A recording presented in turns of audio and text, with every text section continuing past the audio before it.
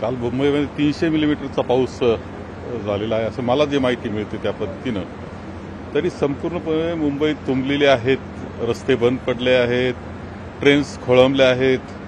ही सगळी अवस्था झालेली आहे. याचा अर्थ असा की मान्सून पूर्व जी तयारी करावयास पाहिजे होती ती दुर्दैवाने झाली नाही किंवा त्यामध्ये त्या कामाचा खेळ खंडोबा झाला असं म्हणलं तरी हरकत नाही आणि त्याच्यातून या जनतेला मोठ्या त्रासाला पुढे जावं लागतं आहे.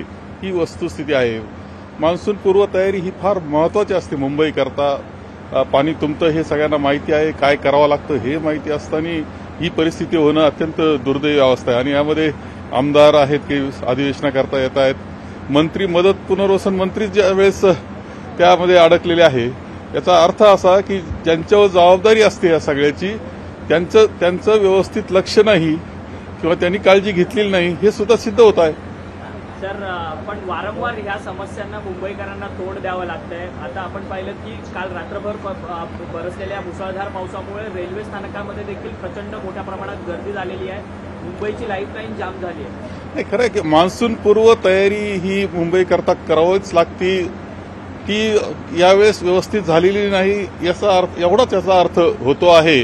म्हणजे प्रशासन म्हणून जी काळजी घ्यायला पाहिजे. आता खरं जे लोकनियुक्त अशा प्रकारचं जे स्थानिक स्वराज्य संस्थांवर लोकप्रतिनिधी येणं आवश्यक होतं ते टाळण्यात आलं. वर्षानुवर्ष टाळण्यात आलं. कारभार झाला तो अधिकाऱ्यांचा झाला किंवा इथून पालकमंत्री आता ऑफिसेस उघडायला लागलेत निरनिराळ्या ठिकाणी स्थानिक स्वराज्य संस्थांमध्ये सुद्धा. कधी नव्हतं ह्या गोष्टी पाहाव्यास मिळत आहेत.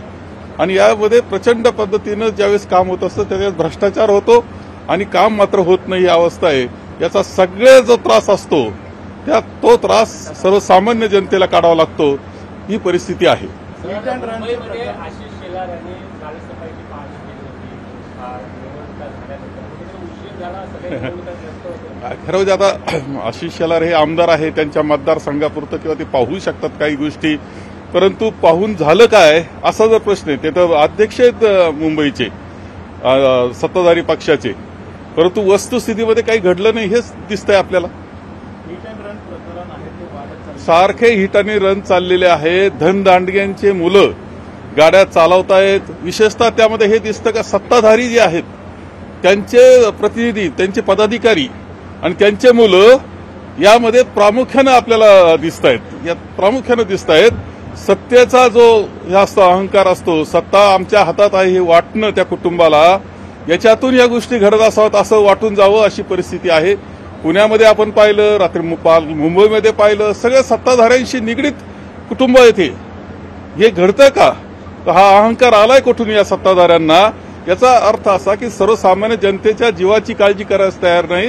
यांना प्रचंड अहंकारातून हे सत्ताधारी आणि धनदांडगे यांच्यातून हिट आणि रन हे सुरू झालेलं दिसतंय. पण या सगळ्या वरळीच्या हिट अँड रन केस प्रकरणामध्ये राजेश शहा हे शिवसेनेचे उपनेते शिंदे गटाचे, त्यांचा मुलगा अजून देखील अद्याप फरार आहे, परंतु ते पोलीस कस्टडीमध्ये.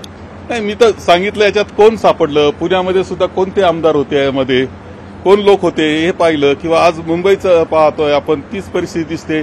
महाराष्ट्रात सुद्धा आणखी 2-3 हिट अँड रनचे प्रकरण झाले ज्यामध्ये सत्ताधाऱ्यांचेच कुटुंब आहेत. हे मोठं आश्चर्यकारक आहे.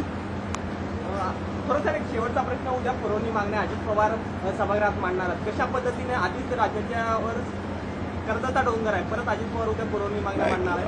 बजेटमध्ये पुन्हा पुरवणी मागण्या. पहिलं बजेट दिलं, दुसरं बजेट दिलं, आता पुरवणी मागण्या. लाखो कोटी रुपयाच्या अशा पद्धतीनं मागण्या केल्या जात आहेत. पूर्णपणे कर्जाचा डोंगर या राज्यावर उभा केला जातोय. उद्देश मात्र फक्त निवडणुकीला सामोरं जाण्याकरता आश्वासनं देणं, जनतेला भुलवणं, त्यांची दिशाभूल करणं हा उद्देश ठेवून पूर्णपणे मागण्या मान्य केल्या जात असतात. म्हणजे त्या पद्धतीनं मागण्या मांडल्या जात असताना दिसत आहेत. महाराष्ट्राच्या अर्थव्यवस्थेच्या दृष्टीनं योग्य नाही आणि हे कोणत्याही मागण्या शेवटी पुऱ्या होणार नाही. कारण शेवटी पैसा हा तिजोरीत असावा लागतो. ती परिस्थिती या राज्याची राहिलेली नाही.